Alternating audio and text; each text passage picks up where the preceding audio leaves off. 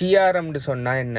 சிஆர்எம்னு சொன்னால் customer relationship மேனேஜர்னு சொல்கிறேன். இப்போ நீங்கள் ஒரு பிஸ்னஸ் ஒன்று ரன் பண்ணுறீங்கன்னா உங்களோட டீமோட மெசேஜ் பண்ணுற அந்த மெசேஜில் ஒரு பிளாட்ஃபார்மில் செய்வீங்க. ஓகே, உதாரணத்துக்கு வாட்ஸ்அப்போ, ஸ்லாக்கோ, டெலிகிராமோ, வடவை அதில் ஒன்று செய்வீங்க. அடுத்தது உங்களுக்கு இப்போ உள்ளுக்கு மார்க்கெட்டிங் சம்மந்தமான விஷயங்களை ஒரு இடத்த செய்வீங்க.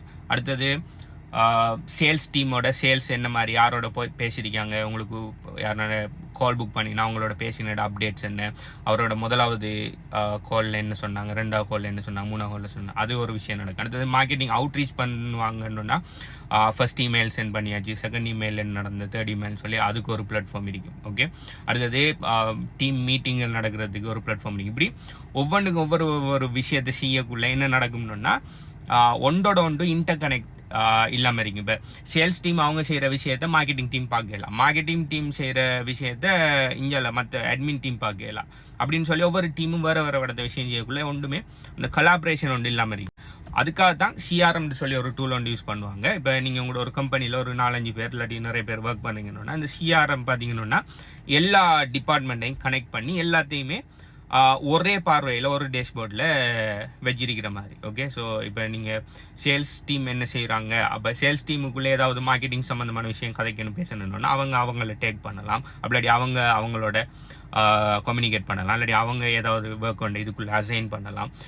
அதாவது நம்மளோட ஒர்க்கு, அதாவது நம்ம செய்கிற ஒர்க் பிஸ்னஸில் நம்ம செய்கிற, அது நீங்கள் என்ன பிஸ்னஸ் செஞ்சாலும் சரி, நம்ம செய்கிற ஒர்க்கை எல்லாத்தையும் ஒன்றோட ஒன்று இன்டர் கனெக்ட் பண்ணி ஈஸியாக செய்கிறதுக்காக உருவாக்கப்பட்ட பிளாட்ஃபார்மோட காமன் நேம் தான் சிஆர்எம். இப்போ சிஆர்எம்னா ஒரு பர்டிகுலர் டூலான இல்லை, சிஆர்எம்ங்கிறது ஒரு காமன் நேம்.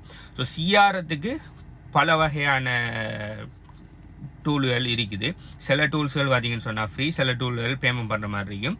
ஃப்ரீயாக கிடைக்கிற டூல்ஸ்களை விட பேமெண்ட் பண்ணுற டூல்ஸ்களில் கொஞ்சம் அடிஷனல் ஆப்ஷனல் இருக்கும்.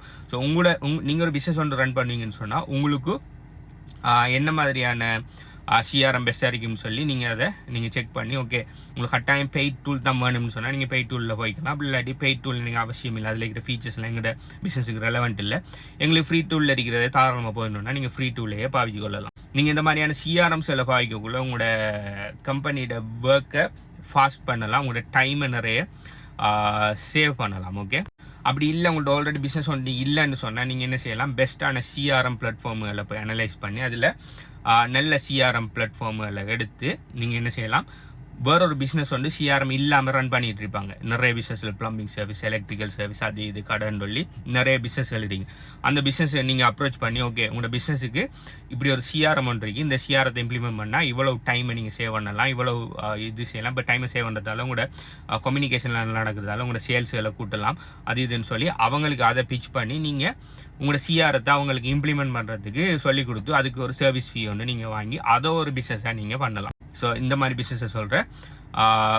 ஆட்டோமேஷன் ஏஜென்சின்னு சொல்கிறேன். இல்லாட்டி அதில் ஏஐ டூலாக இருக்குன்னு சொன்னால் ஏஐ ஆட்டோமேஷன் ஏஜென்சின்னு சொல்லி நீங்கள் இன்னொரு பிஸ்னஸுக்கு நீங்கள் இந்த டூலை ஹெல்ப் பண்ணுறது மூலம் அதுக்குன்னு சொல்லி ஒரு சார்ஜ் ஒன்று வாங்கிக்கொள்ளலாம். ஸோ இதுதான் சிம்பிள் இந்த சிஆர்எத்தில் கான்செப்ட். இதை பற்றி மற்றாக்கள் நீங்கள் ஆல்ரெடி ஒரு பிஸ்னஸ் ஒன்று ரன் பண்ணிட்டு இருப்பீங்கன்னு சொன்னால் நீங்கள் சிஆர்எம் பாவிக்கிறையா இல்லையா, அப்படி இந்த சிஆர்எத்தை வச்சு நீங்கள் மற்ற பிஸ்னஸ்களுக்கு சிஆர்எத்தை ஹெல்ப் பண்ணுறது மூலம் ஒரு பிஸ்னஸ் ஒன்று ஸ்டார்ட் பண்ணுறதுக்கு உங்களுக்கு விருப்பம் இருக்குதா இல்லையான்னு சொல்லி கீழே கமெண்ட் பண்ணுங்கள். பை.